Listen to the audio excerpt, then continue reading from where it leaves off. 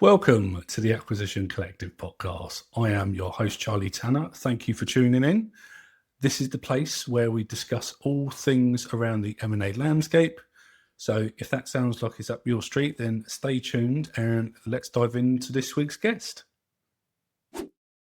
Good afternoon, David. For all the viewers and listeners, this is David Parry. He has come and joined us today. Thank you so much for coming. Thank you. Yeah. So David is very experienced in the M&A industry, and I think you would be best at explaining to the listeners and the viewers of your, I call it larger scale M&A because it's Midcap, isn't it? Yeah. As we know. So if you could do a simple explanation just for the aspiring guys and gals listening, and then we'll dive into what you're doing today with your business, what clients you work with, and what you've got on the horizon. And then we will work back from that and go into some war stories where people can listen and obviously learn from as well. Brilliant. All right. Well, thanks, Charlie. I appreciate being here. That's all right. Pleasure. What I should say before we get into these mid-cap businesses, and they are all, they typically in the, 20 million to 500 million size business there. So they're mid-cap and mostly international. But that's not where life started for me. My life started in what was then a £700,000 a year business, which was losing money. There's a story behind it, but in my 20s. And on a bet, I took on this business to turn it around. I know the story well. Yeah. And so I learned like most people, just rolling my sleeves up, not really understanding what I was doing at that point, but just learning from the ground up. And obviously over the years, that's changed somewhat. So was that in the 80s? Yeah, it would have been in the 80s. Yeah, right. Yeah. Because that'll be another question I'll come back to. That'll be my first question I'll come back to. But please, yeah. So I won't go into that story now then, but just... No, but I've got a question about that anyway, but I'll swing back to that. But it was a great time. Yeah. It was, Because I'll just ask it now. So business from compared to the 80s to now is massively different. Hugely different. What would you say is like a couple things that are different? I think the biggest thing for me is scale. I don't mean scale of the business, but the scale in terms of the data. So the data available, you mean, Yeah, so for me it would be, so now these days, I can handle, because of AI, I can handle huge volumes of data. Yeah. That just simply wasn't possible. I mean, now, those are the days, no mobile. Analog is the term. Analog, probably not even that, but yeah. And so that'd be one thing. And I think the other thing would be the way we communicate. So then it was literally posting out mailers to people and getting in your car and going, actually talking to customers. And handshakes. Yeah, doing all that stuff. Yeah, so those would be the two biggest things. I think from a manufacturing, because it's a manufacturing business, from a manufacturing point of view, this is only a small company, £700,000 in the 80s, but there weren't any process systems really. It was about a bunch of guys. I had 30 people in the factory that we made stuff.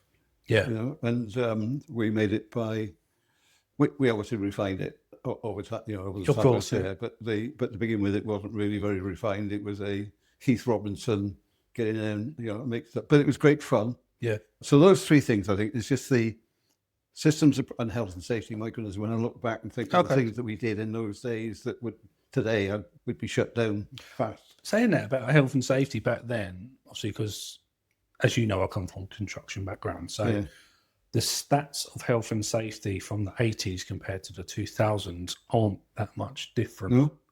No. Well, we probably got away with it. That we didn't. Nobody saw. I remember hearing stories about like scaffolding, for example. People early scaffolding days, they didn't used to have ladders to get up to scaffold lifts, as they call them.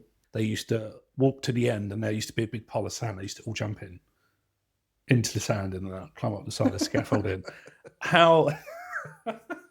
Yes, I've just contradicted. Well, you imagine in this business I was in, so there's a combination of metalworking, okay, and woodworking. So because we were making afterparts for the automotive industry, so we create bespoke vans and trucks. So we do the inside of a special truck. But the woodworking side, you just imagine this. So you've got a worker with a skill saw in his hand and a template sat on a pile of wood. Yeah. He'd stand on top of this pile of wood, literally with a skill saw, and just walk around. Go around, No shields, no nothing. Nothing. No. I mean, we were fortunate; we never had any accidents. But there's a side to that as well, because that was the days of just coming out of my days of band playing. So we in the same factory, we used the factory to practice. I played in a ska band. Yeah, that's right. And so we used to practice in the factory. But anyway, so but that's a huge world away from where obviously where I am today. But I look back at that because it gave me a grounding in understanding inside the nature of business on a small scale. But even things like, I'm not sure I told you this, I probably did tell you this story, but the chairman of the group, so his finance group, he'd know how much profit I was going to make every month. Yeah, I couldn't figure out how this guy. Didn't you say that due to the materials audit?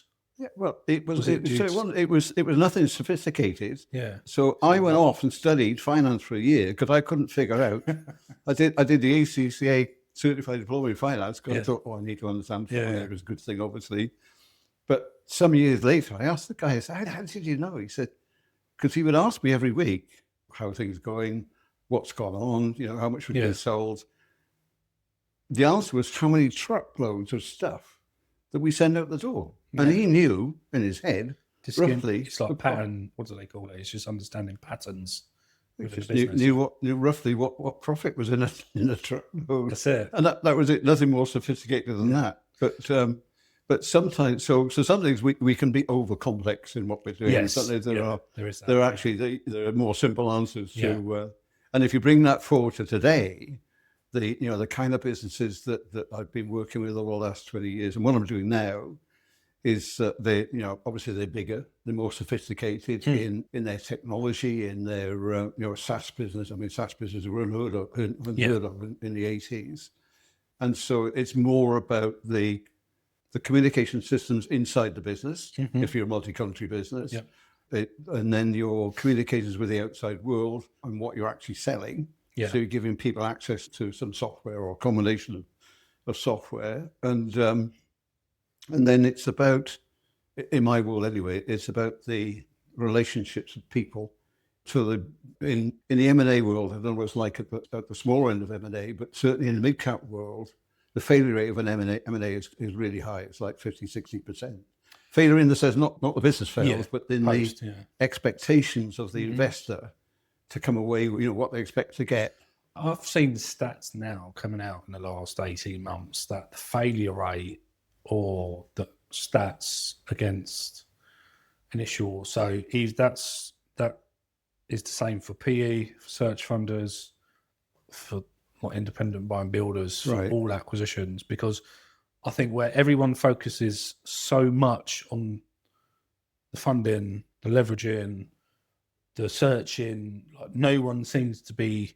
This is why I'm all about, like when I talk to people and a couple of mentees that I have, I'm like, you need to have your model down to a T for your one to figure out how big a business you can buy from your funding. It'll help your funding and it'll help your post-acquisition planning out as well. We used to have a lot of debate in the 90s, now moving on into the 90s. We had a lot of debate about when we bought a business, should we plan before we bought the business exactly what we would do from day one?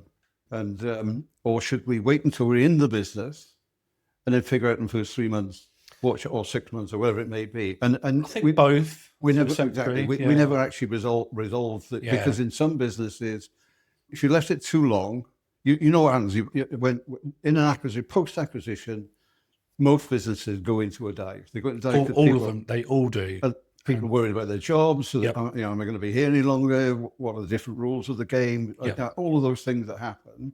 Obviously, they come out again. Usually, that's 6 to 12 months in my work. And that's why, for example, like my own acquisition buy boxes, whatever term you want to call it. So when I go in to negotiate to acquire a business, I say, because I acquire in construction and industrial businesses, and their cash flow cycles are 90 days, generally. Could be a bit better, could be a bit worse with bad payers. Right.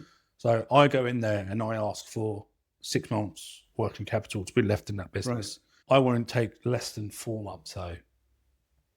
But that's because my knowledge in that industry, and I understand the cash conversion cycle, the peaks and troughs, obviously the future forecast isn't consistent. Obviously you've got 12 months, you've got 2 quarters down, 2 quarters steady, if they're obviously in a bad sort of spot. So that's what I do for that reason. But that's really important, because it's because you understand the industry, you know the kind of things that could happen. Yeah. So, but now if you imagine you are, so the kind of business I work with, maybe let's assume it's a SaaS business. Let's assume that it's a sustainability company, for example, and they're in multiple countries. And before you go in, so an investor, whether it's PE investor, they'll do financial due diligence, of course, and it's thorough, and it'll tell you whatever they need to do. You'll do legal due diligence, of course.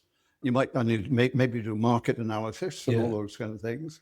Yeah, but what they don't do, in my experience, which is why I'm doing now with the product that I'm launching, is what they don't do is look at the capability of the business to deliver what the investor is expecting it to deliver. And so what happens post-acquisition, either immediately, in the first sort of 60, 90 days and so on, or within the first year, or maybe even 2 or 3 years on, is that it's not delivering what it should be delivering. They don't really understand why. And what they're not measuring is this business structurally capable, as in people, as in processes, as in strategy and so on, is it actually capable of delivering what the investor's expecting? So, I mean, the example I had with, I won't mention the name, but with a multinational business, 23 countries, and they were, there must have been over 1,000 people, but because on the sales end, there were 600 salespeople in 23 countries. And, so the investors that bought it, wasn't a huge business, 35, 40 million turnover. Yeah, just a little. But it was, the investors believed from the market data, profitable business, investors believed they should be doing 10 times its size. And of course, when then the investors bought the business, they couldn't figure out why they can't they can't even. And so I then went in and did a kind of audit that I do then manually. I mean, but the team of us was 5 people, and we went to all 23 countries and figured out what was going on. Really good things in different parts of the world. No communication between them. No shared knowledge. No shared best practice. I think that is key to any business growth, is just communication between departments. And whether it's a department. And that's the thing, like when you think of multinational businesses, obviously, is way above my expertise, and but they're just bigger numbers, Charlie. It's the same principle, same problems. But I mean, like you said, that business does 35 to 40 million turnover, for example, is in all these countries, right? But none of the departments talk to each other. Different countries know that have done better things than others in areas, or in different departments than in other countries. So it's like there's no real like data extraction. There's no like self-review, right? So then you can't figure out what bit is wrong. You get silos. I mean, it's like in that particular business, the guys in Chile and Argentina were brilliant, really good, keen, driven people that knew how to win customers. Yeah. And they were fantastic. But nobody else in the world knew what they were doing. It, yeah. And there are guys in Germany who were phenomenal at account management. Yeah, I bet, with their systems. But nobody else was shit. But nobody else knew. Yeah. So they wouldn't talk to each other. It's amazing. And so when you go into a business, this is where I come back to that. It's not, obviously due diligence is what it is, and it's very thorough. But it doesn't do, in my experience, it doesn't do is this business capable of delivering what we expect it to deliver? And I mean by that, I don't mean they got the knowledge. It's like another one, pan-European, 9 countries, really good people in all 9 countries. Yeah. Great country managers, great senior managers, and so on. So highly capable. It was a a IT security software Okay, yeah. business. So they were physical products as well as SaaS products.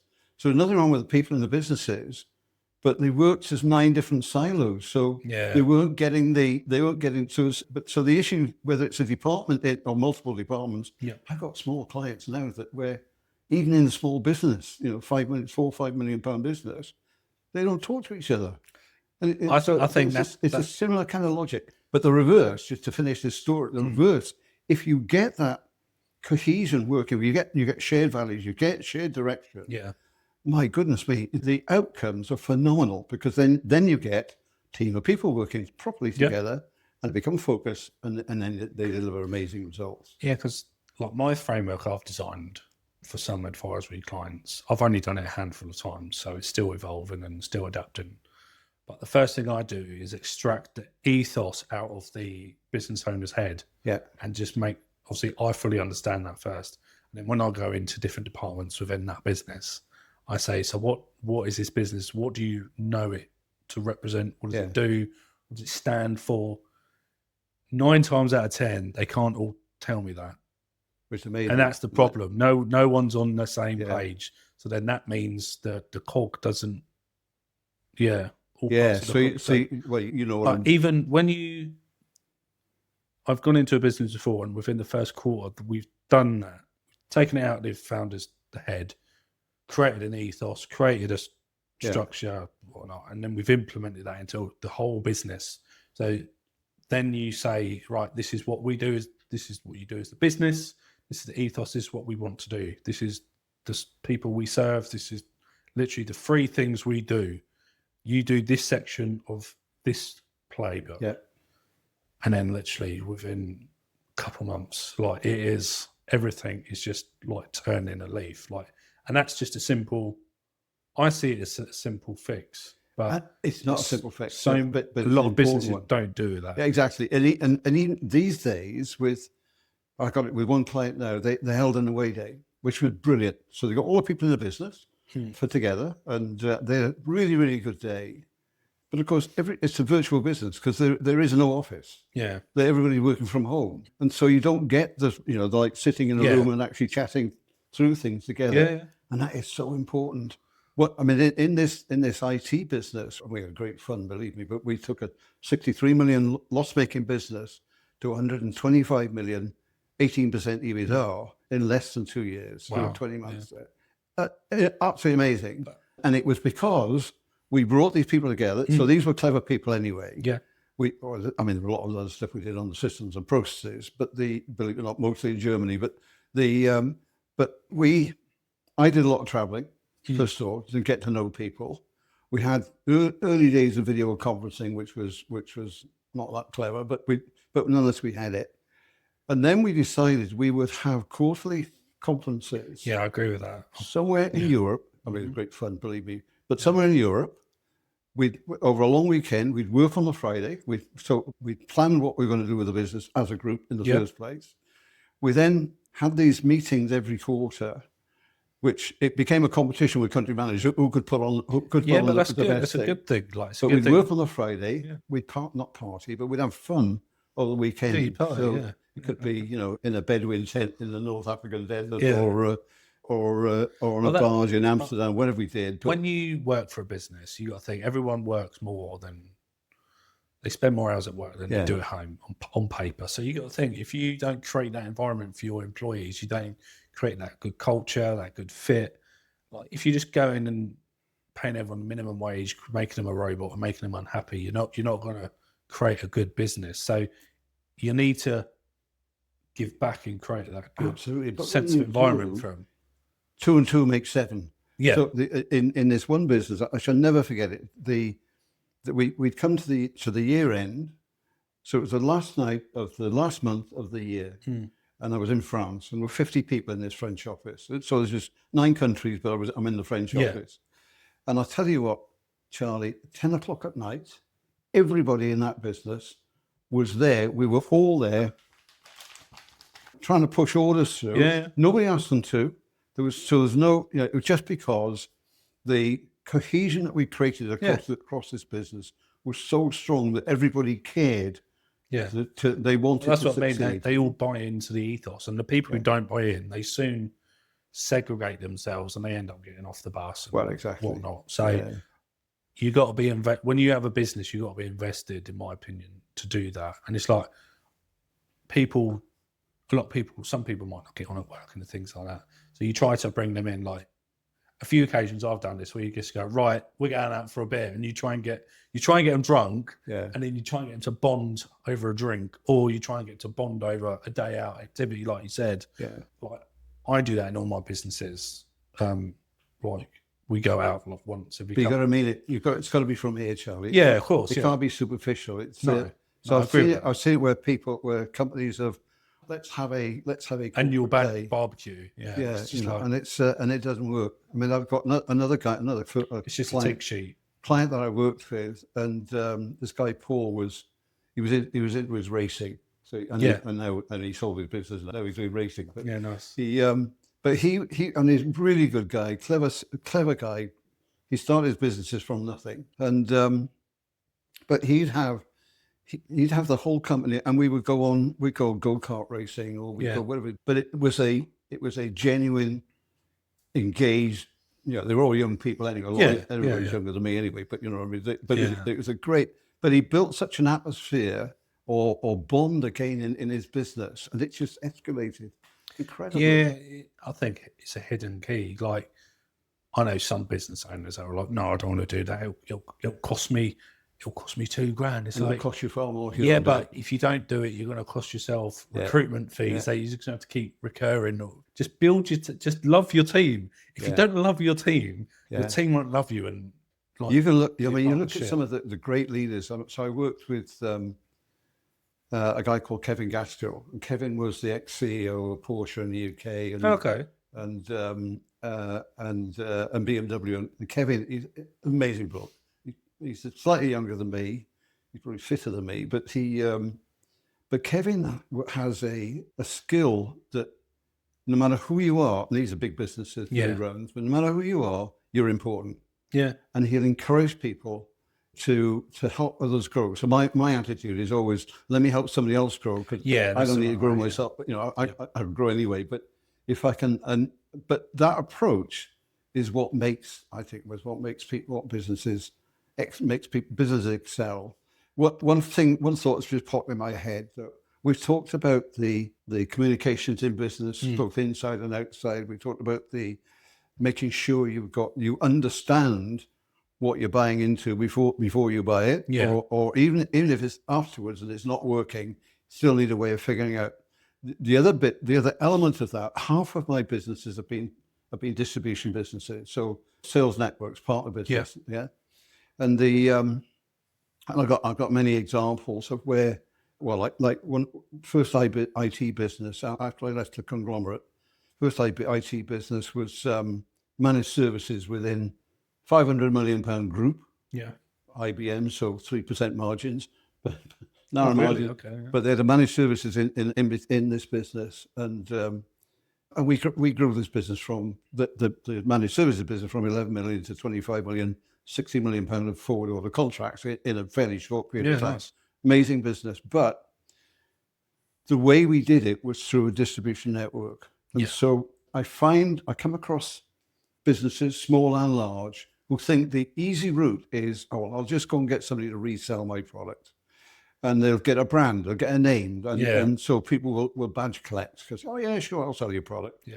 But what they don't do is actually understand the nature of extending your sales network into a broader community. So you still, what we just said about building that network in the IT security business, it applies just the same to your distribution network. In the audio business I was in, manufacturing business, we built a distribution network in 43 countries of resellers. Yeah. But every year we bring all these distributors together in Germany, and it'd be like a national sales conference. Yeah, and we get to know these people personally, and so we created the same cohesion. Yeah. Even though we didn't own those businesses, they were all ran their own companies. But they're still an extended part of the business, exactly. so you got to treat them like that. But that's how you grow a distribution business. It has to be real, mutual benefit. Yeah. You know, it's not just you're going to sell my product because I want you to sell my product. It's well, why should I? And how is it going to add value to what you sell? And creating that, as you say, creating extension outside, they're an extended part of your business. Yeah. Same applies actually to supply chains. You know, the other. It's good you say that, because it's like at the minute I've decided to grow my brokerage right as of 26. Yeah. And I'm about 6 weeks into growing my referral network out. Yeah. Because obviously I've got a sales team implemented, but then obviously I thought, all right, how can I just, because anyone can just get sales team members in to hit phones, be a BD, do what they need to do. But I thought, extended network. So like obviously in the brokerage world, like is like accountants, wealth managers, IFA. So it's like, right, let's come up with a scheme, and then go and build rapport and relationships with them, because they'll be long term as well. Yeah. So it's like I've got the sales for short term aspect in, because I always approach business sales with like short term, long term, you know, and that's where I think I'm doing that. So the key to that is, well, like this IT managed services business, managed data, network security. That's what we did. And what made it work was it started off with the main group had IBM broadline distribution, really low margins, fast products through. And here we had a much more complex sale, because it was still selling network security and data management. Yeah. But now you had to sell to the IT guys, you had to sell to the finance guys, you had to sell to the C-suite of the company. Yeah.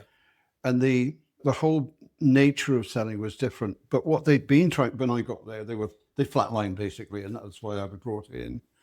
But what I found was they were trying to sell this now more complex solutions service through broadline resellers who didn't understand that role at all. And so it wasn't working. And so what we did was we found amongst the ones that they had, I think we maybe found 8 or 9 who were able to do what we were looking for. Yeah.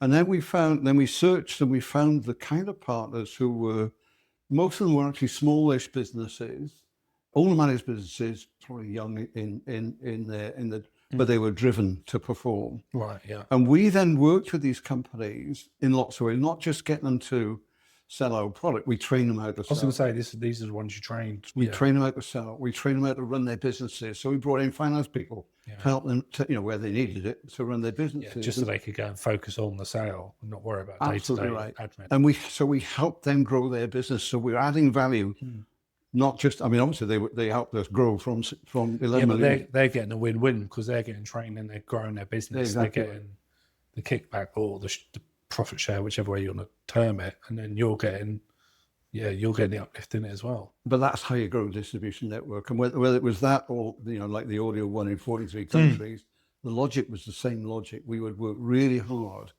at building those relationships, making sure that we served the distribution network as much as they were serving us. Yeah. And it's a win-win on both sides. That's good. But I do see companies that and I won't mention them, but I see companies that have, gone out and said, well, we had a partner program. Oh, really? What were you doing? Well, we found, this big brand name over here, and they said they'd sell for us, and then that one, and so on. And then you say, well, what have you sold? Nothing.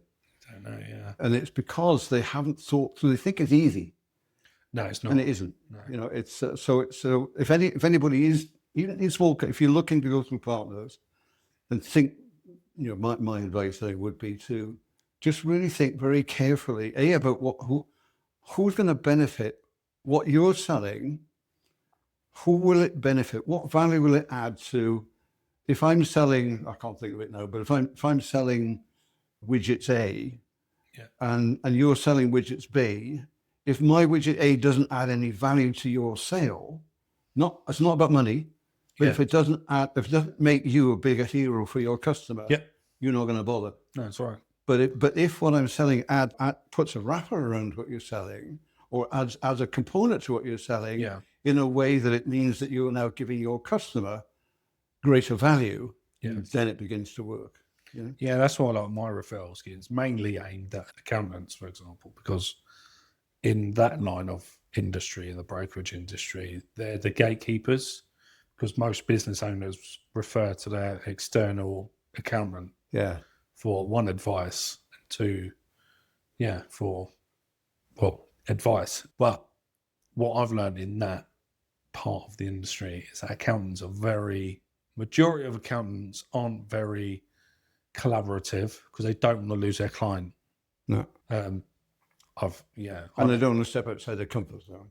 Yeah, that's right. Yeah. So, but the only thing I say to some partnerships that I've built in the last 6 weeks is like, obviously, my brokerage is different. We specialize in 3 industries, so that's where we can give you the biggest knowledge base. That's how we can help your client if you're not comfortable doing that with your client. And then any introductory. I've never really got business through finance. My closest ally when I go into a business is the finance for sure. Yeah, they're it's like when my old construction business, it's like the gatekeepers in that was architects, and they're a certain type of person, just like in the brokerage world, accountants are a certain type of person.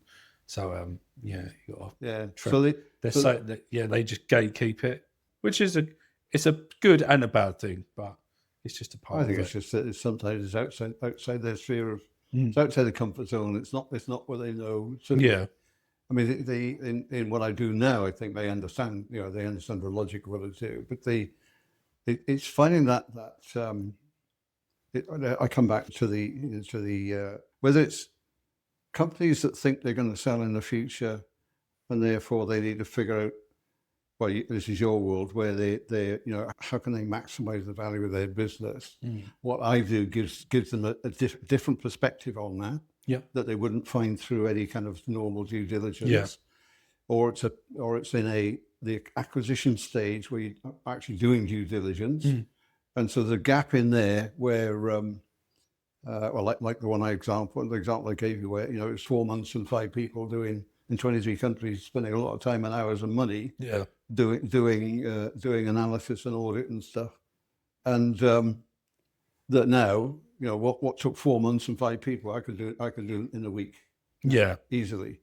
And so in that instance, so my audience, and then the same thing that, later on, maybe a year or two, a couple of years on, when they're not getting the value that they want, it's identifying the gap. What's the capability? Like the one in 23 countries was, the word, and I'll be careful what I say here. One of the countries was an arrogant bunch of people who believed, and they were actually getting, they're already getting growth. This is profitable business, so their view was, well, we're already getting 20 or 25% growth. Why should we do any more? And it's because the investors believed that they could, and they could. And so there's a gap in understanding about whether that business was capable in its strategy, in its structure, and its people, and so. Coming right forward to what I'm doing today with the product side, I learned the trade many years ago and practiced it within different businesses and saw the hockey stick outcomes of what can be achieved. And now what I've done is productize it, and so it's a huge time saving. That's it. Yeah. But if you're going in to do an acquisition.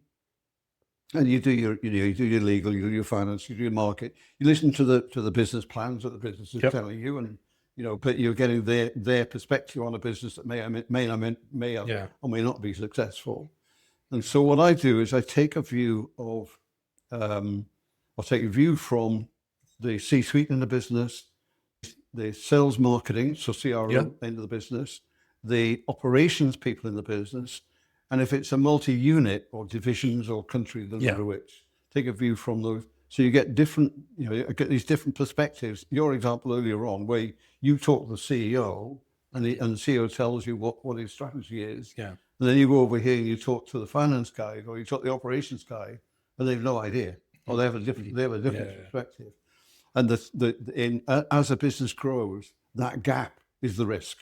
That's where you're creating a risk. So one thing I have heard a few times is people who deal with large multinational businesses like you do is they say the bigger the business, the longer it takes them to pivot because of the layers within the business. So to make a change in that business, it takes longer to do so than it does a leaner business. Is that right, do you reckon, or not? Yeah, yes. Well, in theory, yeah, because you've got people who've got their fiefdoms and they've got the silos, but it's like the one the one I've done a few of them, but like the one in the IT security one, we just broke the barriers down. It took a while. It took probably half a year or a year to get there. Yeah, but we broke those barriers down, and the key thing for me, I think, and obviously it's multinational businesses, but the same logic would apply to any business that's got even different departments.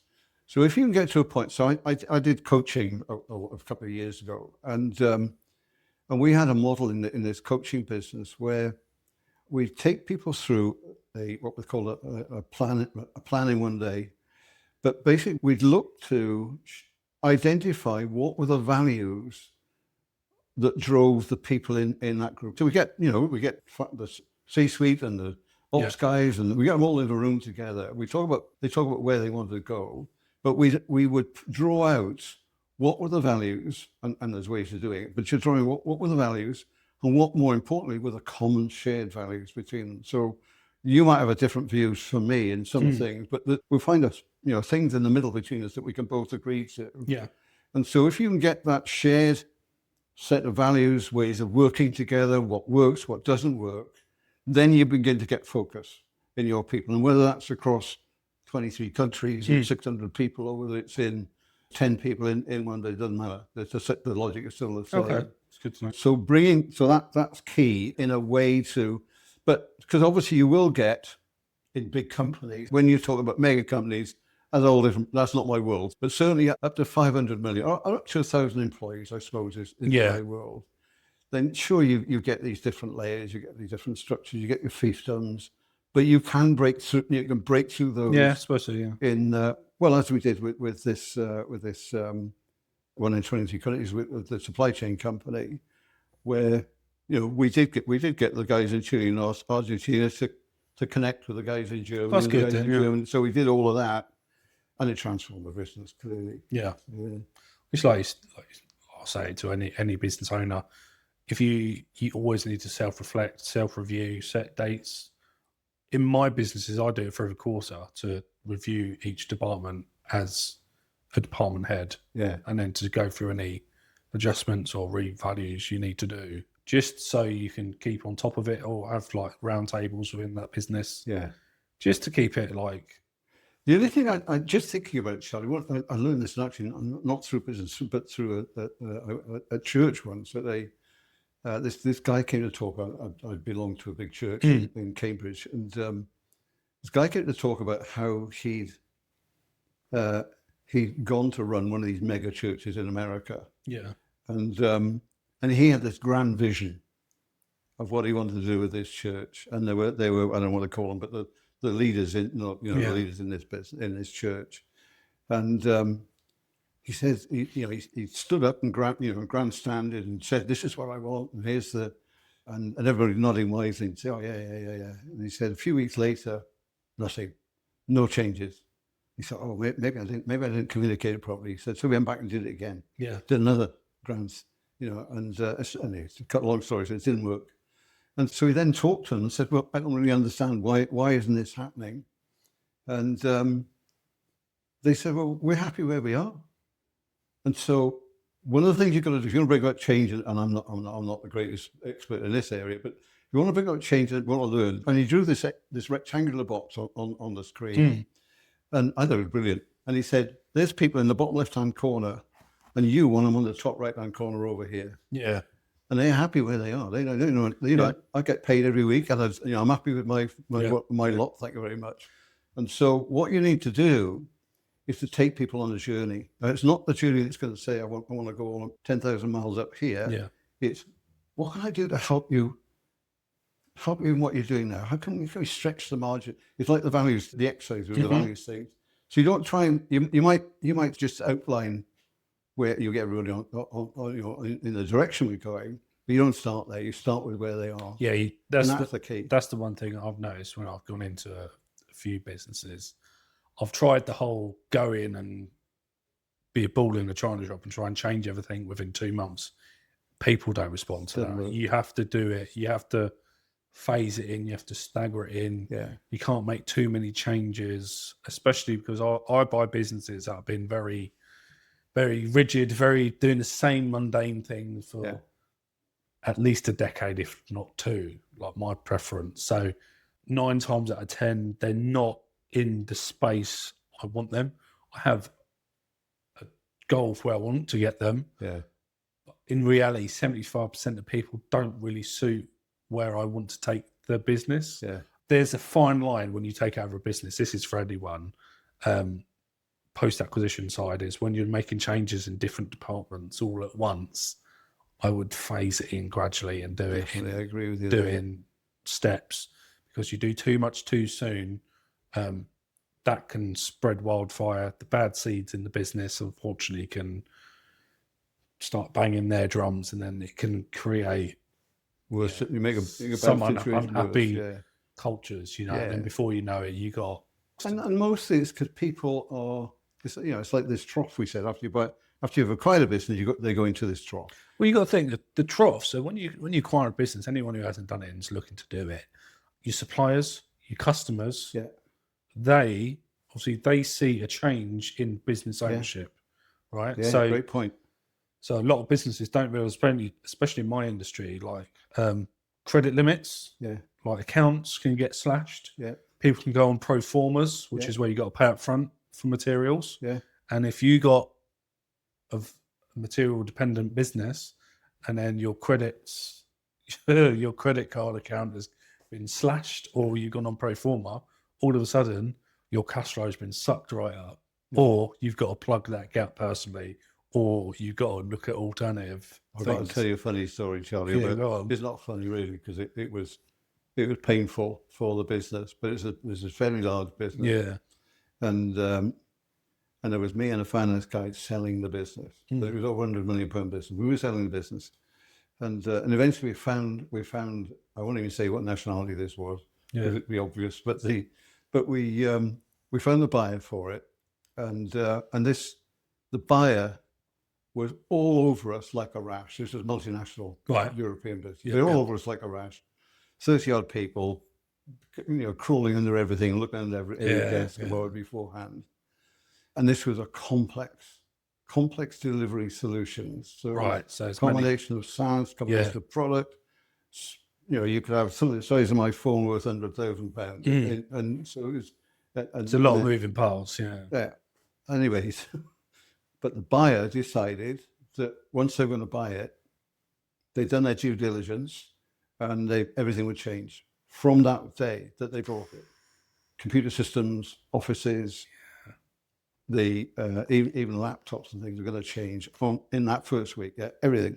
It's too much. Now this is a complex, multinational, complex IT systems. As you said, suppliers, supply chain, the customer systems. It was just so when they bought it, there was a £17 million outstanding order book. So it was a healthy order book. Yeah. Unfortunately, I was a guy that was told after the sale, I had to go and manage the transition. Oh my goodness! Certainly within 3 to 6 months, 7 million of the 17 just disappeared. It's gone. They pulled it. Combination of things. It was people losing invoices. Some of the people in this business didn't want to be acquired, and so they just created problems. And then, of course, the chain reaction from that was sales disappeared. Suppliers back here, because this was part distribution business, saying, "What's going on?" Yeah. And what you just said there, about, we're going to have to think about finding another distributor for our product. So now, when I go to look at businesses to buy in all my industries, construction, industrial, whatnot, I say, can you get a written letter from your materials, your merchants, all of the above, to say if there's a change in ownership, what happens to your terms? Yeah. That's all I want from you. And that, you imagine that now in same thing. I only know that from previous because I've had it where I've taken over a business and then you go pro forma and then you need to plug some money in. It's like, yeah. Well, we had another similar example where this was a SaaS business, software business. Yeah. But high growth. We created high growth in the business, and we had by the time we got to this, just before selling it, we had 300 of the world's biggest companies as customers. So it was a really strong, nice business, huge brands, global brands as customers. And then the acquirers came along and said, what are your contracts like with these customers? And of course, this was a 14, 15-year-old business. And the contracts had changed over 15 years. And so you had 300, it was brilliant, but you had all these customers that were on sometimes a single sheet of paper, something not even a sheet of paper, and others, yay thick legal documents. And so I had to personally go through all those contracts that they had with their customers and sort it all out to get, and then, imagine turning around and sort of make a global corporate business say, oh, can we revisit the contract that you signed 10 years ago? Yeah. Oh my goodness. But it's things like that you don't think about beforehand. Or lawyers do perhaps, but but certainly in this business, we hadn't thought about that. But before they could, it was a successful exit in the end, but before they could exit, we had to go back through and clean all that stuff up to make sure that, and it's things like that in business as you grow that maybe you don't think about that. Maybe you don't think about as we're going from an entrepreneurial startup business, and you go a bit bigger, and you grow more customers, and somewhere down the line, all of a sudden you've got 100, 200, 300, however many customers you've got. Yeah. But the kind of documentation around that isn't as strong as it should be. Yeah, okay. And it's also because each client normally agrees different terms as well. Yeah. Whereas the bigger the business, they sort of tend to have like 2 or 3 versions of a contract. But the smaller the business, it's all about each one gets their own different negotiation. We're dealt with a telco, and it's hard to keep track of. A telco client that I can't believe it, but they dealt with. So this is mobile software, and we had networks in Spain, so Telefonica and those. And they have 120, 160 day payment terms. Well, incredible, absolutely incredible. Wow. So and I mean, if you want to deal with them, that's it. That's it. It's just industry standard. There's no debate. Yeah. That's wild. But in in companies like that, and of course, at the other end, you've got payment up front. Yeah. Yeah, that's funny. To go back to a previous question, could you go back over what Smart BRG does, which is your current business? Yeah. And then if you just explain that, and then I would love to dive into your next venture in OSCA, just because I've had the pleasure of learning about OSCA just the other day. So I would like to showcase it on here, if that's all right. So Smart BRG was post the conglomerate, buying and selling businesses in the 90s. And then I left to go to, I left on my own accord because I decided I didn't want to do that anymore. But I left to do it and then to work with more sustainable business and focus on the IT industry. But after leaving, I had nowhere to go. I didn't have a job. I just decided I'd find a way to do it and start again. Yeah. And there was a bridge where a pal of mine mentioned to you, this pal of mine in Philadelphia, Larry, that he heard I was no longer with his group. And he said, come on over here and work with us and help me set up a business in the UK. And his business was, it was really successful. 400 salespeople. Wow. And in his world, making money, not making money. He was picking up the phone and talking to people. Well, I tell you what, Charlie, it was amazing because I'd come from my ivory tower in this group. But, I didn't really. So was this American based? American based, yeah. And so I have to tell you this story, a funny story. So he flew me out first class on a Friday night. And of course, I'm thinking, well, this is all right. I mean, if this is what Yeah. America's like, this is in the year 2000. And we partied all weekend, with all these senior guys. We go all together and had a great time. And then 5 o'clock Monday morning, I was in his office doing this, selling online. Now, I'm sort of years away from having to do that in my previous role. And but they had somebody partnering with you, so you couldn't really mess up. Yeah. But shadow. And I spent, I don't know, 6-8 months doing that with them. Okay. And being a salesperson. And we'd all pile into New York, and this was pre 9/11.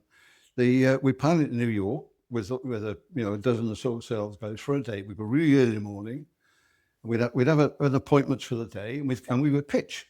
We'd pitch to these companies. Okay. And then if somebody wasn't available for an appointment, we do what they call flybys. You know what a flyby is? So we'd walk into a skyscraper in New York, look on the board and say, well, that looks like a reasonable company. We would knock on their door.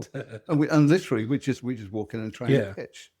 And it was but that for me gave me a different grounding. So it gave me a whole different perspective on sales. I mean, I've been in sales obviously for many years, but higher up. But it was a hands-on, full of winning business, and I met some amazing guys.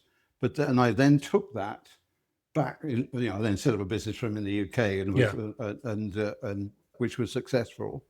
And then I went into the IT industry, and that's when I started Smart VRG, where I was helping companies do what I did in Bull, helping them grow, because I knew how to make companies grow. Okay, cool. Yeah. And so it was but it was mostly about sales and marketing and product management. But it was then, and so it was like, then it went from one succession to another, referral into. So in simple terms, was you like a board advisor for these businesses?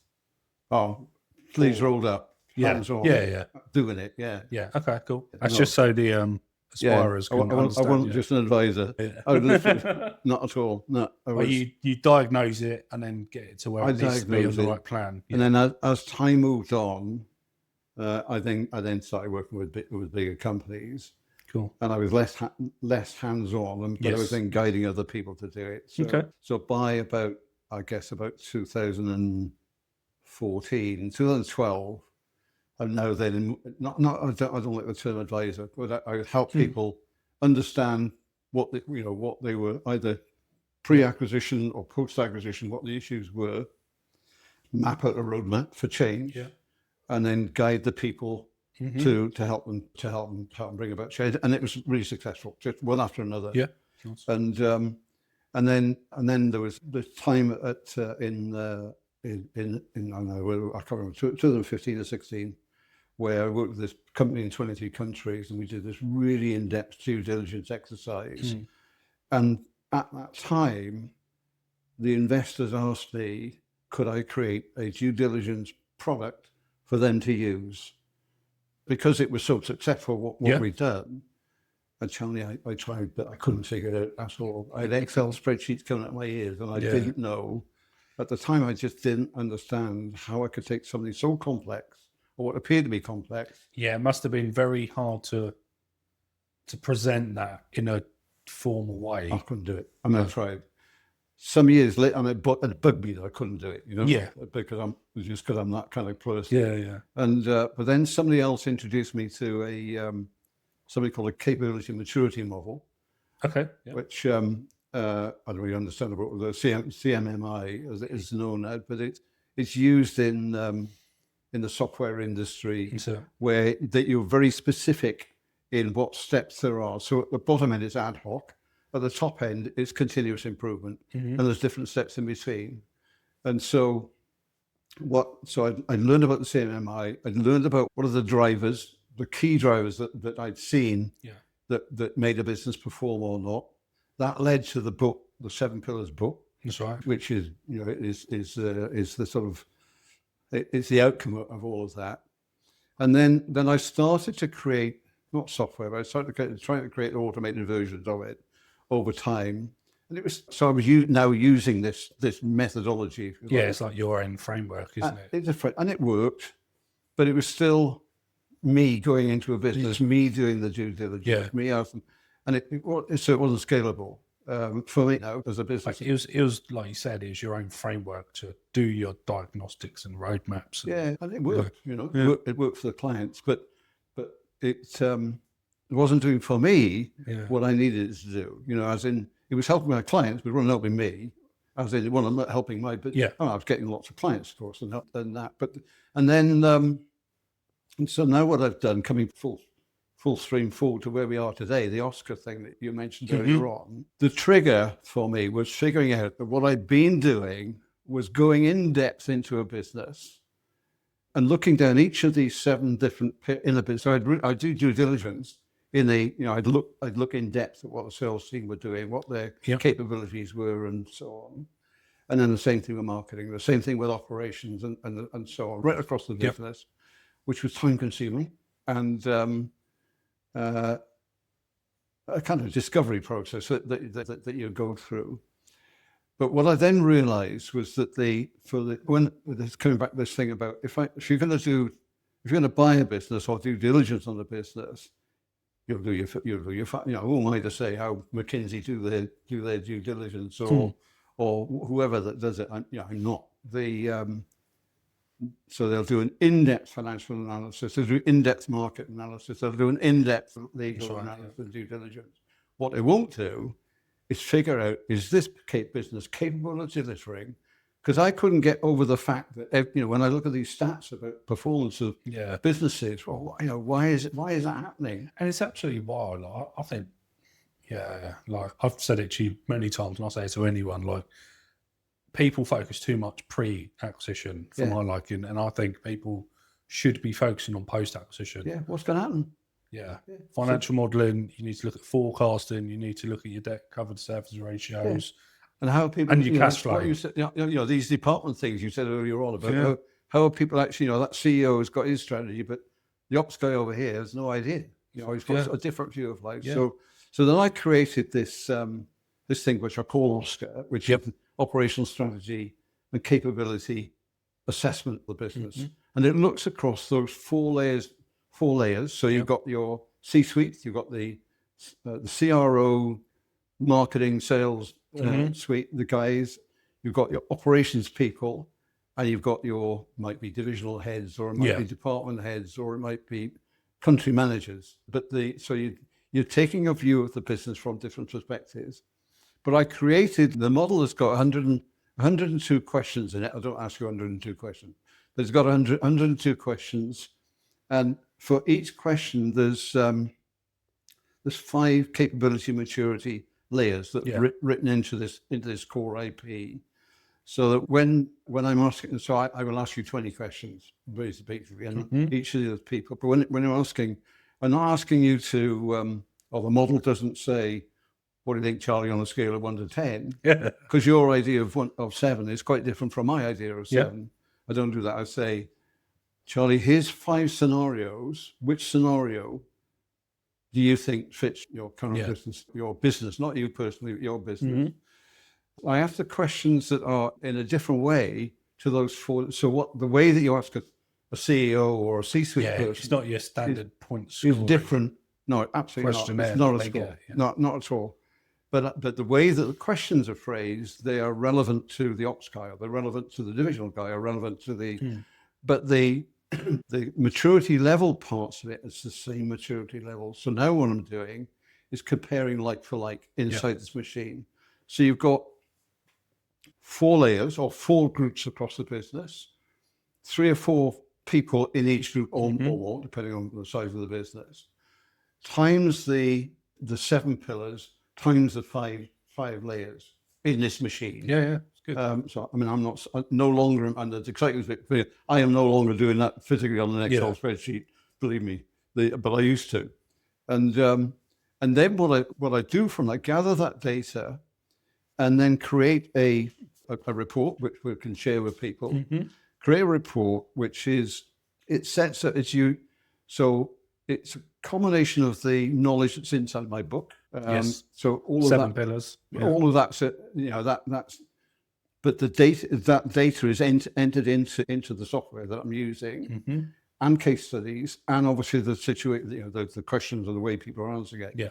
Bringing it all together into what I call the triangulation engine. Yes. The OSCA triangulation engine, then creates a report, and the reports they're obviously written by me or another consultant, or they're post-written once the data is gathered. But the key about this, it'll give you then the summary view of the business. It'll show, importantly, where the gaps are, and the gaps is really what it's all about. Okay, what's the gap between what your CEO thinks and what your operations guy thinks, or what the center may have one view of life, but out there in Chile or Argentina, you have a different view of life. Yeah. That gap is the risk in an acquisition, because if you haven't got the alignment, you end up with the kind of numbers we're talking about, where 30% failure is to do with misalignment. So this tool is more of a diagnostic tool. Totally, it's a diagnostic. So what size of business is it suitable for people interested? It's a good question. Because my immediate thought was it's my world of £30 million upwards businesses, but in practice it's not. What you're saying there, I think, easily. A small business like 3 million turnover business could still. Any business. Yeah. If you look, what happens with a small business? So a small business is entrepreneurial driven. Somebody leaves their corporate license, says, right, I'm going to be a plumber, carpenter, or software engineer, whatever it is, and they build a business and they're successful, and they get their 2 million, 3 million size, and then they want to sell it, or they want to scale it. Yeah. Perhaps they don't want to sell it, perhaps they want to scale it. But the business, you must have seen this, the business wouldn't survive without the CEO. Yeah, the operator. Wouldn't survive without 2 or 3 people who joined at the beginning of the business. And so it hasn't built a... it's not self-standing. It hasn't built a machine. This thing would identify that immediately. It would identify the gaps, really, and for what takes... in a big company, like I said, this larger companies take a week to produce that kind of report instead of doing months of discovery. Yeah, I had a call with somebody this morning, and he said, they go into business doing discovery work. I said, I used to do the same thing. I'd go in for 3 months. I'd say, I've got 3 months to learn about your business. Yeah. And you're going to pay me to do that. Yeah, they look at you free ads.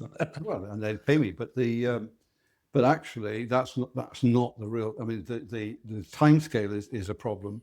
So now if I can get better quality data week, then I'll do that. But there's a model here where they might not want this kind of full report, because I mean that's obviously the thing that takes time. Well, I think it would be stupid not to want that report, because 1, this comes from many decades of experience for a start. 2, it comes from your own framework, which you've been using for 20 years. It's obviously, as we know, the 7 pillars, which is a very well first book, and that structure. And then it's that 7 pillars with another layer of steroids on top to help diagnose it. Yeah, well, I'm really excited. No, likewise. It's come together. I'm glad you shared it with me a few days ago. 12 years of running on it, and then suddenly think, it's like a light bulb going off, and you think, finally it's there. What we can do, Charlie, if it's okay with you, if people want a copy, I mean, this one called K-Lips is anonymized. It is based on a real business. Yeah. So the content here is real. But with each report, there's a section so obviously the report on the business, but there's also I call it lessons from the field. Yeah. So there's real examples, obviously because I've been involved in many different businesses, but real examples that relate to whatever the issue is. So for anyone listening, viewing, all of David's information for a start will be in the description, and all the links to this. Yeah, we'll create a QR code for it and download it. It'll be fantastic, because I think a lot of people will benefit from it, because I think it's knowledge, it's real life knowledge spanning over decades. It's not like all these new gen AI crap. it's literally, there's a lot more to it than. I love the AI bit, believe me. Well, yeah, look, AI might have enabled you to pull it, yes, it has. into a new structure. Don't get me wrong, but you still had to feed it all of your decades worth of experience. And I still have to fine tune the outcome of the report. Yeah, of course, because it'll probably just after 2 goes start. But you're right, it's the triangulation engine that Yes. AI is enabled. That's the bit that's enabling. So the thing I couldn't do all those years ago, when I just couldn't get my head around how on earth I was going to assimilate all these different. So if I never worked out the numbers. Imagine you've got 102 questions. You've got 5 times 5, because you've got 5 layers. Yeah. Times at least 12 people feeding in data. Yeah. What else was there? More layers than that. But then it scales in numbers. Yeah.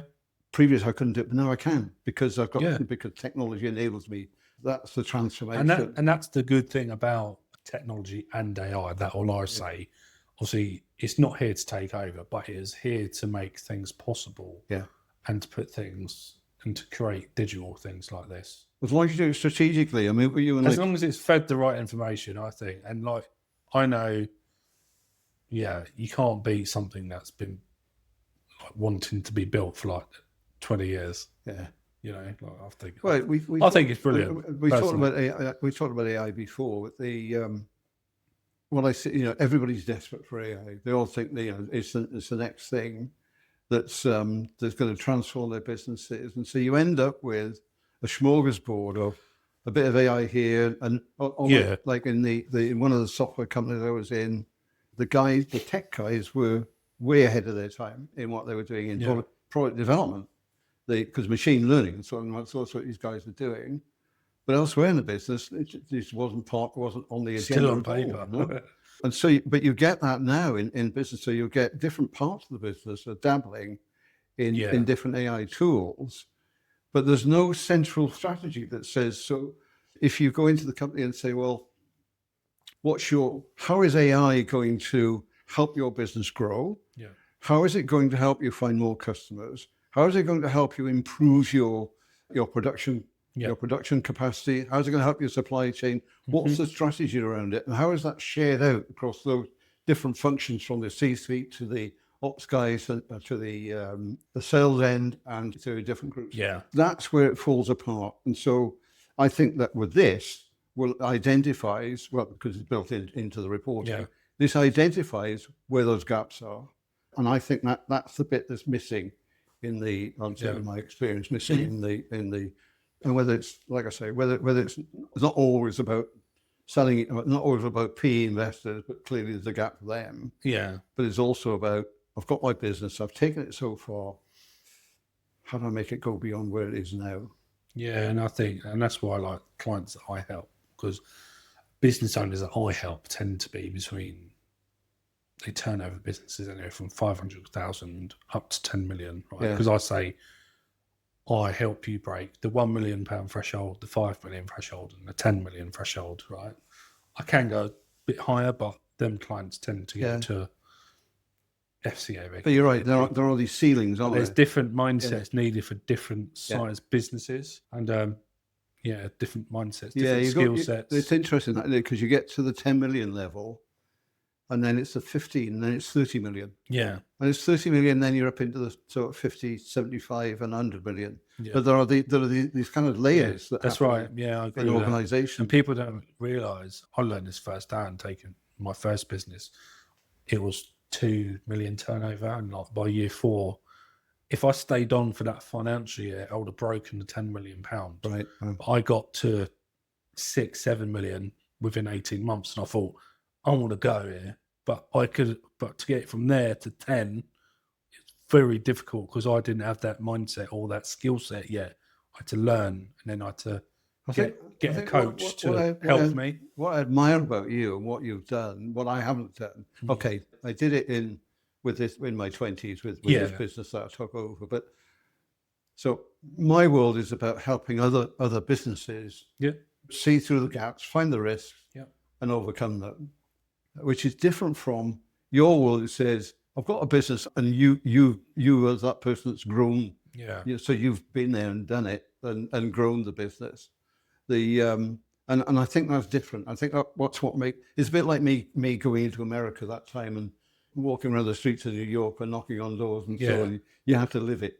So I've lived it. But, and that's why a lot of people, because now I just do brokering, as you know, because I'm not allowed to buy and build because I'm on a 5-year ban from my wife. But quite right too. Everyone knows that I prioritise my kids, so that's fine. I can go back to buying businesses in 5-10 years time, so that's cool. But I can't remember what I was going to say now. But doing it first, so my background is all about taking action, just doing it. Like, I'm not academically taught. Like I did go to college, but in a completely different, nothing business related. Like I didn't go to university or anything like that.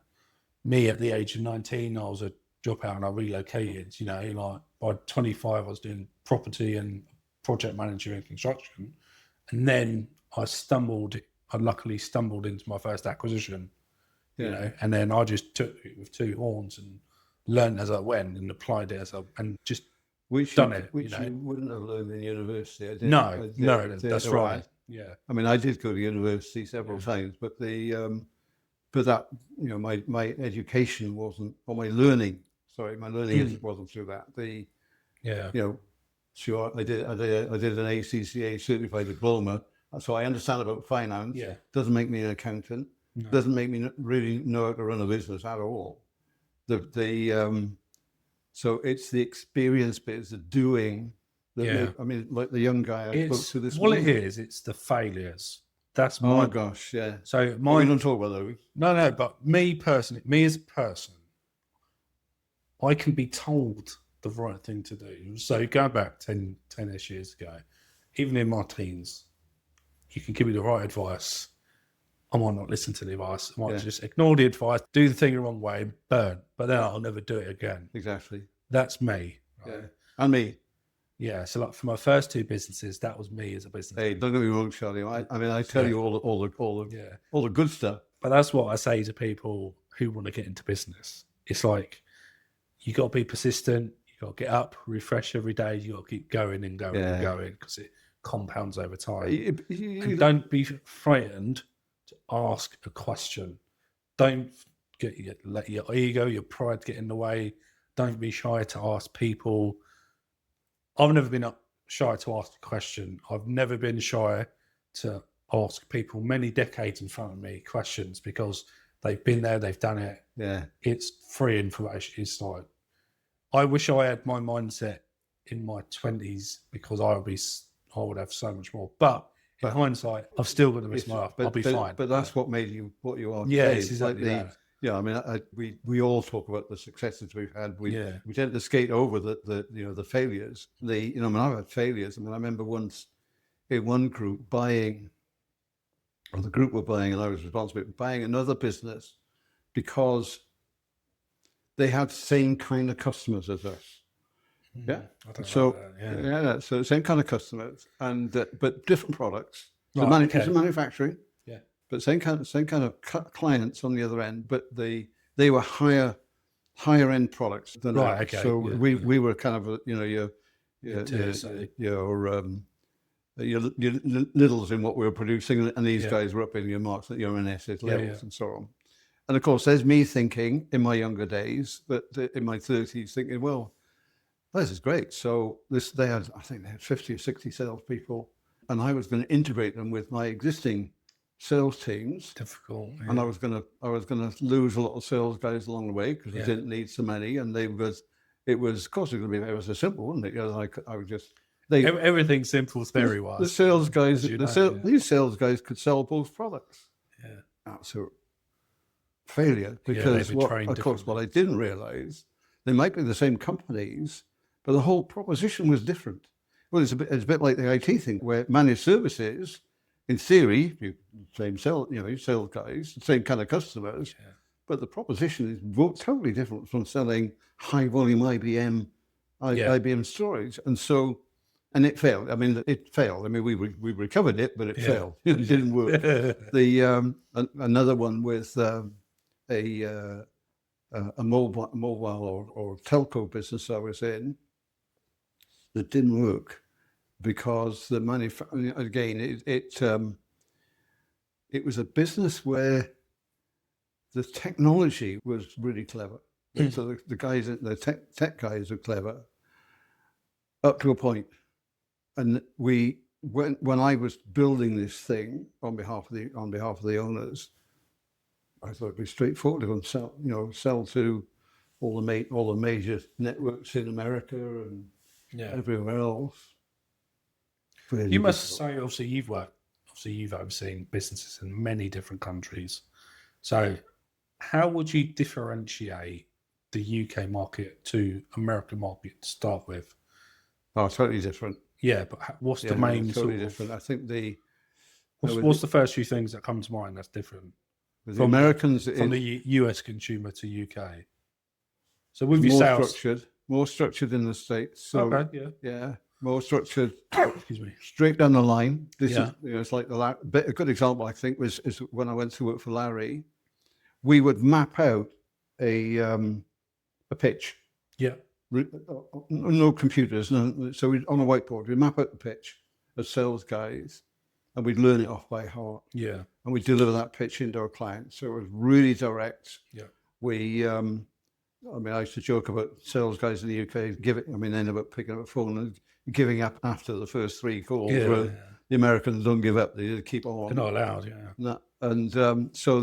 But in terms of markets, the American market, of course, there are different states, but nevertheless, it's more of a homogenous market. Yeah. It's more difficult to get into.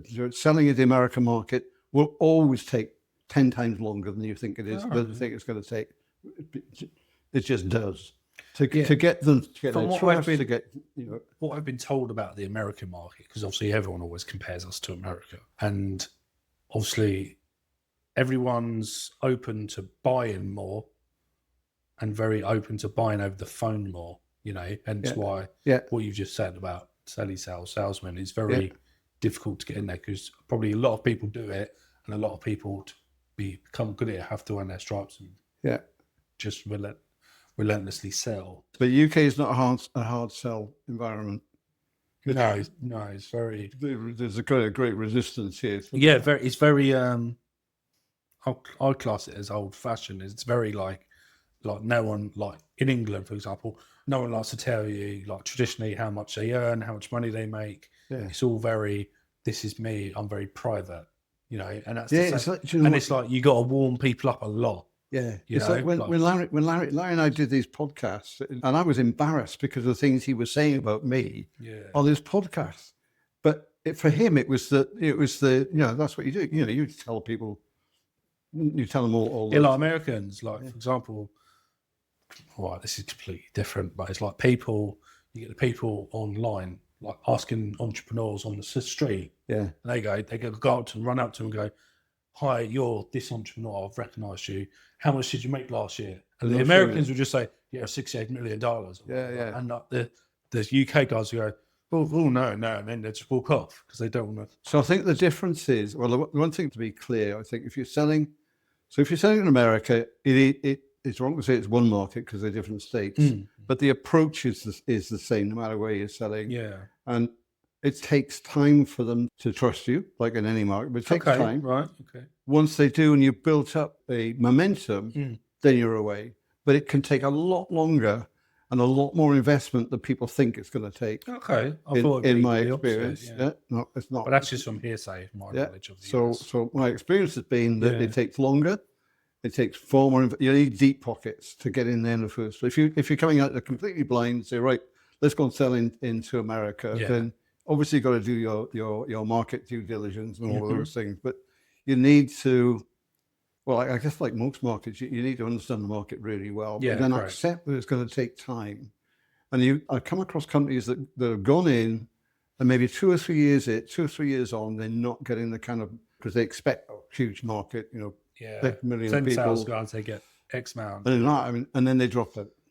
And they drop out too soon. But if they stay the course, they'll actually get that leap. A compound effect. Selling in other parts of the world is the same everywhere. You need to know your market. You need to have, it's like selling in France. I speak French. I'm German. but I couldn't sell in German or French because, I mean, I thought I could, but not properly because I don't have the culture. I don't have the nuance. Yeah, they're very, they like their own, really. They like to be sold. Same idea, Charlie. So whether it's in Spain or France or Italy or Germany or the Nordics, of course, there's a common business language. We're arrogant souls in the UK, and we think everybody should speak English, of course. But that'd be nice. But if you're selling, I work with a group who are contract salespeople, basically global contract salespeople. And so if you want to go and sell technology in Germany, you want to go to a sales team, these guys will have the right people for you. And it's local people. So there's people, German people or French people or Italian. Yeah. And in order to be successful, you have to be in that market. One of the ways of getting around it, which is some of the experiences I've had, is where if you go through a distribution network and so you're recruiting local partners, and then it's a smart way in managing it, you're managing that rather than to sell it yourself. Yeah. So I think that's the main difference. And Americans are much more, aggressive is the kind of wrong word, but much more driven in what they expect. So I've seen that. They're just more relentless, aren't they? Totally. Yeah. And that comes in all types of business over there. And believe it or not, because from the brokerage acquisition space, we always get compared to USA stats and how they do it. And people don't realize that the US acquisition M&A space is very sophisticated, and that's why it's decades in front. Yes, they have other creative SBA loans and all this other stuff that they have to, but they also have a lot of creative ways to buy businesses, and even down to your standard normal accountant, they're all trained on it as standard out of college, university, whichever term they do it. So even down to your standard accountant, really, they're very well trained and versed in M&A, whereas the standard accountant in this country isn't. And that's why a lot of business owners are poorly advised, or a lot of large brokers poorly advised business owners. And that's why the market is also, because over here it's unregulated, whereas over there it's regulated. So we're coming to an end here, Charlie, but a quick question for you. I was seeing some posts on LinkedIn by, I think I mentioned to him, this guy that was talking about the number of businesses that are for sale in the UK, and in particular that are private sales rather than PE sales. So he's saying that PE sales might be 10, 20% of the market, but 80% of the market is a private sale. Is that your perception? Figures wise, I don't know stats wise. I see these stats getting bandied around, don't get me wrong, but one, I don't know where they come from half the time. So I take them with a pinch of salt. I think they say that because obviously PE, all right, 20% you could say that, but then you got to account for, what classes as PE, because you've got so many different variations of PE now. You got alternative PE, search funders, you got, where's VC in that? Yeah, exactly. And then obviously, so to say 20%, 80%, rest of it, I don't know. I don't know about that personally. Well, my world has been PE investors, VCs. I don't know about the alternative PE market, but the alternative PE now is just ex-PE guys gone solo or independent, or they're very sophisticated buy and builders. Right. Yeah, that's pretty much all it is. Or major operators who have gone and raised some funds, basically, to go buying a building. So they're all very similar, and they all pretty much do the same thing on different size agendas, different sophistications to different tiers. But like you said, you start small. It's like property development. You do your flat conversion, you do your buy-to-let, you do your conversion, you do your new build, and then you're into apartment blocks and stuff. It's just like different tiers again. And then the government tax you. So it's all pointless. The property game is pointless. I mean, that's where I originate from. I never add to that again, and I never will. But I can't even if I had it my way, I'll get rid of it. Yeah. But it costs me too much. I can't even give it to my children. Mm-hmm. So it's like, so anyway, that's a different conversation. But it's like in acquiring business, you got your different different sizes. Like me, I'm sub 20 million, so I'm classed as small to mid-market SME. Right. Whereas, but like yourself, you call it mid-cap. I think it's large cap, personally. But you're making me think, in listening to you today, that actually what I do, maybe not what I've done before as an interim, but what I'm doing now is just as applicable to non-startup businesses. That sort of, No, you're not. No, I think you could still give great value even to businesses. this stuff. That could help a business. If you've got 5 to 10 employees or more, that could help you. Yeah. If you got all departments that a substantial business has, if you got admin, commercial, sales, exactly, accounts, operations, and then HR, you've got like 8 to 10 people. Exactly. Like you could diagnose your own the business. Well, just understanding where the leakage risks are, where the leakage is. And that's a good starting point. You can even then tighten it and grow it. You could tighten it and then to sell it, or you could just see where you're at. Exactly. Yeah. And then review your options with what to go forward. Or it's just a good tool to use to then implement some systems to then, so you know that you've got a platform and then the business is exit ready. So it's ongoing and it's consistent.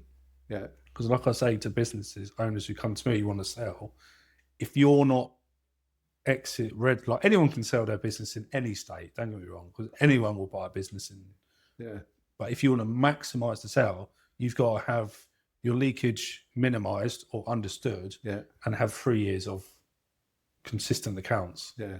In very simple terms, that could help you diagnose it and put you on your 3 years. But that's not to say that you have to get everything lined for 3 years and then sell it. You don't. You can still sell it there's plenty of businesses that I've helped that it's just building don't function right. So I've got this really nice client now, Charlie, that are the purpose-driven business, which I like. These days I want to work with companies that have got not just about making money. Yeah. And which his client is. And it's a lovely business in terms of what their aspirations are, or what their purpose is, the people that they'll help. This is about digital accessibility. And they, but as a business, they've gone from a husband and wife team starting from, and they've been burned along the way, and they've made mistakes and so on, but they've stuck at it and built this business. And it's not his business at all, but it's growing. But to get to where they want to get to, now it has to change its form. That's what you're saying earlier on. So at some point, the business becomes dynamic changes. You get organizational layers, so you need your processes and all that stuff. Yeah. And it's going through at the moment, it's going through those kind of growing pains. Of having to get to that next level because they want. It's the cost of that growth as well. People don't realise, and that's what good. Oh yeah. Yeah, and that's what. It's quite rare to find a good financial person to help you. Obviously, the likes of me and you could help diagnose someone and put the plans in place, but a good financial CFO to break that down of what the real growth strategy to go alongside that is key. These guys have got that. Maybe not on here, but they are looking for investment. Yeah. So we perhaps talk about that separately. Yeah. But yeah, and because they've got some advisors in there, including me. Yeah. My end is about scaling.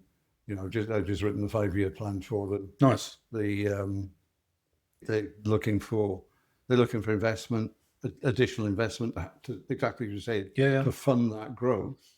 You're right. It's a really good point that people don't think about. I want to go from 5 million to 50 million. Yeah, because a lot of naive people go, we'll just get a couple salespeople in, and then then we just gradually, as X amount of orders come in, then we put a person in ops, and then we put a person in there, and then we get HR. And it's like, I think that with another company, successful exit. But they did the same thing. They grew in terms of employees. When I joined them, they had 50 employees. Within a year, they had 167 employees. Wow. Yeah. Exactly. And all of a sudden, that's massive growth in a year. But all of a sudden, they have too much cost in the business. Yeah. And they start to have to let people go.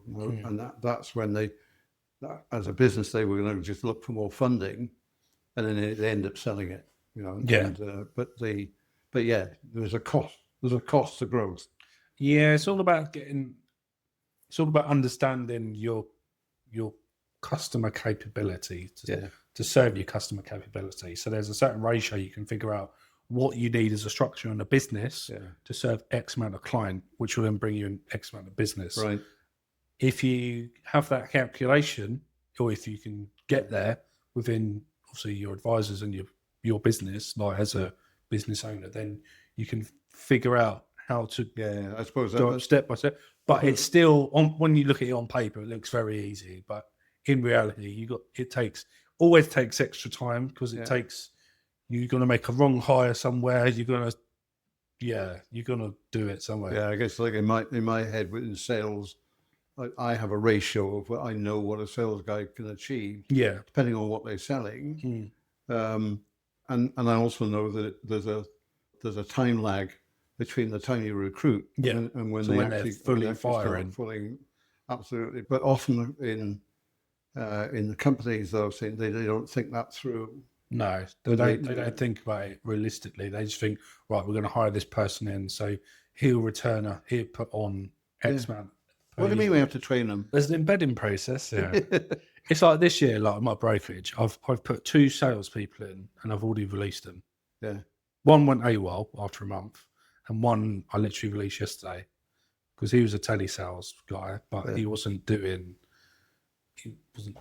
what I made him do. So now I'm waiting for my latest one to arrive in 2 weeks' time. Yeah. Yeah. So talk to me outside this. Yeah. And maybe I can just give you a fly. Because like I said, with the brokerage, we're in the growth plan. Obviously, it's a whole different sector to what I'm used to. So I know theory-wise about sales teams and business and growth and stuff, but I've just made 2 bad hires. You know? But it seems like that. It's like, and that can impact the way you view things in the future. So with this really nice client that I've got, they did the same thing. Yeah. They hired these are not salespeople. Yeah. They none of them. They sell because they're delivering. They're selling and delivering, but they're not salespeople. Yeah. And so they don't really understand what professional salespeople are like. And they made a bad hire a year or 2 ago. Yeah. And because of that, the CEO now has a really jaded view of salespeople. Doesn't want to recruit salespeople. We don't need salespeople. You do. Yes. So when it comes to... I said, so if you think you can grow up to a £10 million business with all salespeople, we're on a different wavelength. Yeah. So when it comes to sales, what do you think is the most effective out of telesales, email marketing?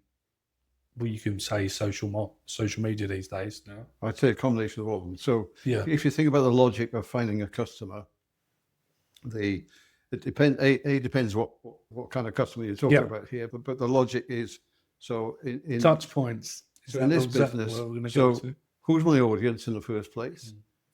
Just like the conversation we're having, who's my audience for what I'm selling? Yeah. So I'm crystal clear about who. Well, I was until I talk to you now, but let me use that another dimension. So who's my audience, and do I really understand who I'm after? And then there's how do I engage with that? If I'm finding there's an open ground, I've got to find new customers. Yeah. Then it's engaging with those customers. I remember talking to the head of the Google agency in Europe, and he used to say that the sale, if you think of a sale in terms of hours, it's 10 hours. And it's not 10 hours, sorry. It's just a number. It could be 10 months. But assume it's 10 hours for a minute. And that 7 of those hours is just finding and engaging and getting them to become aware of who you are. Yeah, they call them touch points now. Yes, it's account-based marketing. Yeah. So it's all of that stuff that goes on before you actually get to the point where you and I are sat in front of each other. They call it now is like, they say it's 6 to 8 touch points they need to then be able to feel exactly right. to book a call. Right. So in answer to your question, so it's understanding who your customer is, understanding what that journey is, and how you're going to help that customer. It's never is it selling to anyway. So it's not, it's, those days are well and truly gone. So it's about engaging with the customer at a point in time where you can genuinely help them achieve whatever it is they want to achieve. And then if you think about if you're selling to, like this one client of mine where they're selling to mega companies, big companies, if you're selling to a huge company, I think there's a stat somewhere I found, for every single sale, there's 17 decision makers, 17 people involved in the decision making. There's not one person making a decision. Yeah. If you're selling to a small company, that's different. If you're selling to a big company, there's I think one software sustainability company, a client I worked with, and we did this really nice deal in Malaysia, big company. There were 23 people involved in the buying decision.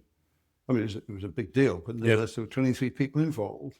And so then when you think about that in sales terms, that's a lot. From your salesperson's point of view, what do they need? What kind of skills do they need to have, and what kind of sales enablement environment have you got around them to enable them to do that in the first place? In gathering data, who's connected to whom, what relationships have I got? Who doesn't like me because their uncle on the third side has also got a competitor of mine in there, and so on and so forth. There's a myriad of different things that you think about. So the nature of selling at that scale anyway, it's certainly not simple. It's a process. Professional salespeople are trained to do that. And so you've got the people who can. I mean, in this company, we went from a sustainability company, went from 4 million to 16 million. We had 5 people at the front end. This is the one that had 300 big global clients. Just 5 front end business development. We're really good at what they did. Business development guys, globally now, and we ended up with a team of 12 major account managers inside the business. Who then sold deep and wide inside those organizations. Yeah, because that's one thing when you get to a certain size business, there's difference between business development people and account managers. You get to a certain size, you need account managers to manage your current clients, to make them feel special, to make them not forget you, to make them love you. I've got clients, Charlie, whereas your BD guys are just getting you. And if you don't do the account management part, and you build advocates because that's what you're trying to do. Then I went in one review with a software company, sustainability company, different one, and I sat in this meeting with a customer, and they were losing the customer. Basically, the customer was closing the door. And we sat in this meeting, and the customer says, "I haven't used your software for a year." I'm sitting there absolutely gobsmacked and think, "What?" So no one knew. No one's checked in. No one checked in with this client. And they just haven't used the software for a year. If you're looking to grow, this is for smaller businesses now. If you're looking to say between 1 and 10 million, right? If you're looking to grow a business, I would say if you're in the earlier stage than that, then a BD guy and an account manager, get both on at first, bring some new clients on, and then if you need to. If I was to drop one, I'd always drop the BD guy. Because that account manager, if they're good, can manage that. And from that management of your current clients, that will get you real referrals. Whereas if you can't afford to do both. In the pan-European business, the security business, we had over 100 salespeople, but there were teams. So you had the front-end BD guys, who could open the doors, who could connect with the organization. You'd have, we call them product managers, but every country there were 2 or 3 product managers who were the deep knowledge of, in that case, security. So they were the real, not techie guys, but they understood the product and how it would work and so on. You'd have an account manager. Once you've won the customer, you'd have an account manager for that account, and then you have marketing people as well to help. So if I'm putting a pitch together for this particular client, or we want to upsell through a different division inside the organization, the marketing people are just involved. So it was a coordinated team activity to go through the customer handover part into account management, and then manage it over time, and then grow. I mean, one of the things that can happen in the BD account management world is the transition from the sale bit. So you can have a BD guy that spent 6 or 7 months trying to win a client, or longer, and they've loved them to bits along all the way, and they've become great friends and so on. And then they just chuck it over the wall to the operations team or the account management team. And then clients just say, well, if I was dealing with Andrew, why am I doing my now? Where is he? Where's he gone? Yeah. That's why I've been in. You get buyer's remorse. Yeah, I've helped diagnose a few businesses, and they have that sort of rough model, right? Yeah. But where they was struggling was they wasn't between when they was passing from person or department to department, they wasn't telling them, right? Yeah. So they would someone would book the call, set the call, and then it would be with, that was by Andy, then it was with Dave. Yeah. And people are like, oh, I thought I was meeting Andy. Yeah, but the right way to do it, Charlie, is that... But that's one thing I say in my businesses is because I pay people just to sit in offices and answer phones, even if they don't if they take 2 phone calls a day. But it's like, hi, this is Lucy, you're calling whoever. Yeah, my estimator will be in touch, or my project manager will be in touch. His name's blah, blah, blah. That's what you got to say. Don't just say, I'll phone you back, because it won't be you, it'll be someone else. But at least say you're managing someone's expectation. You know? Well, that's it. You manage to... So in a bigger sale environment, long before the sale is actually closed, you take that customer on a journey and say, this is the way it works in our business. So when we're going to work together, we've literally designed the processes so that if the customer knew what was going to happen. So there'd be a kickoff meeting, who's at the kickoff meeting, and the salesperson would be at the kickoff meeting. What happens after? Well, let me introduce you to... there's actually this Google guy that I thought was brilliant. When they won a client, he would put together a video for that client, every client. Okay. And it was just, like 1 minute video, but he would then I'm actually trialing video outreach at the minute. Yeah. Well, it was fantastic. What it did was show that despite this mega global business that he ran, they mattered.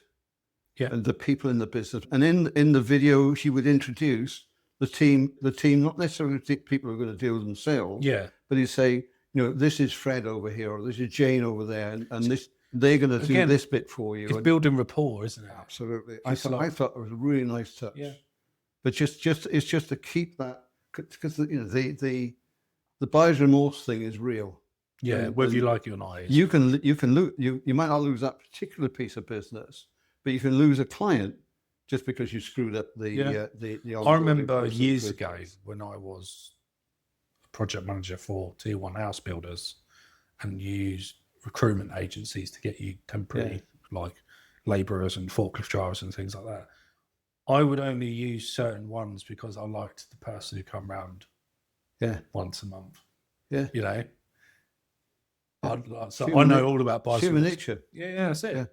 I still know some of them today. Just because you build real rapport with them, and they're great people. But yeah, I could talk about it all day. We could. I think we have. Yeah, so it's good. But no, David, I think we'll call it there. I'll definitely get you back for part 2 at a later date. That'll be great, because I think the amount of golden nuggets that we're pulling out of your... I really enjoyed it. Your head is it's coming out. So I think loads of people will get some brilliant things from our conversation. I hope so, yeah. So, but like I said, all your info I will put in the description and all the relevant stuff. That's great. No problem at all. They can find you on all social media platforms, I know, because you're on them, which is good. You're not just on one, you're on all of them. But yeah, thank you very much, David. It's been an absolute pleasure. Onwards and upwards. Time for the family. That's it. Family time. All right, bud. Thank you. Yeah. Cheers, bud. Thank you. I enjoyed that. Cheers. Yeah. Good chat.